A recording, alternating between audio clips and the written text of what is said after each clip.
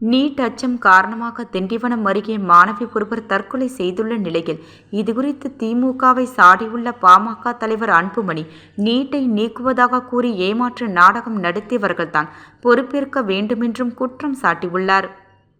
இது தொடர்பாக அவர் வெளியிட்டுள்ள அறிக்கையில், மருத்துவ படிப்புக்கான நீட் தேர்வில் தோல்வியடைந்து விடுவோம் என்ற அச்சம் காரணமாக விழுப்புரம் மாவட்டம் திண்டிவனத்தை அடுத்த தாதாபுரம் கிராமத்தை சேர்ந்த இந்து என்ற மாணவி வீட்டில் தூக்கிட்டு தற்கொலை செய்து கொண்டார் என்ற செய்தியறிந்து பெரும் அதிர்ச்சியும் வேதனையும் அடைந்தேன்.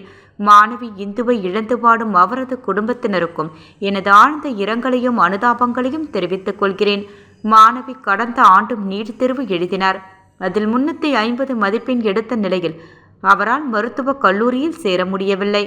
நடப்பாண்டிலாவது மருத்துவ படிப்பில் சேர்ந்து விட வேண்டும் என்பதற்காக தீவிரமாக படித்து வந்தார்.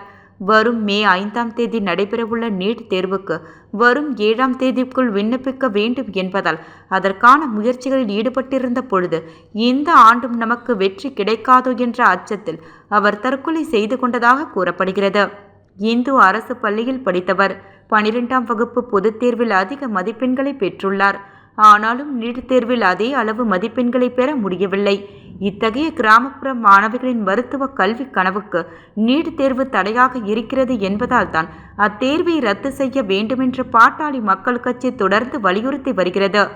ஆனால் அதை செய்ய மத்திய அரசு மறுக்கிறது. 2017ஆம் ஆண்டில் நீட் தேர்வு அறிமுகம் செய்யப்பட்ட பிறகு இதுவரை தமிழகத்தில் கிட்டத்தட்ட 50 பேர் உயிரிழந்திருக்கின்றனர்.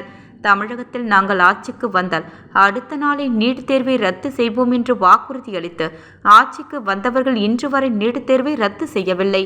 மாணவ மாணவிகள் மத்தியில் தவறான நம்பிக்கையை ஏற்படுத்திய அவர்கள்தான் மாணவி இந்துவின் தற்கொலைக்கு பொறுப்பேற்க வேண்டும். மருத்துவக் கல்லூரியின் தரத்தை அதிகரிக்கவோ மருத்துவக் கல்வி வணிகமயமாக்குவதை தடுக்கவோ நீட் தேர்வு எந்த வகையிலும் உதவவில்லை என்பதை கடந்த 8 ஆண்டுகால புள்ளி விவரங்களில் இருந்து மத்திய அரசு அறிந்து கொள்ள வேண்டும். யதார்த்தத்தை உணர்ந்து நீட் தேர்வை ரத்து செய்ய வேண்டும். நீட் தேர்வு விவகாரத்தில் மக்களை ஏமாற்றி ஆட்சிக்கு வந்த திமுக வாக்குறுதியை நிறைவேற்றும் நோக்குடன் நீட் தேர்வை ரத்து செய்ய நடவடிக்கை எடுக்க வேண்டும். தற்கொலை செய்து கொண்ட மாணவியின் குடும்பத்திற்கு ரூபாய் 25 லட்சம் இழப்பீடு வழங்க வேண்டும். இவ்வாறு அவர் தெரிவித்துள்ளார்.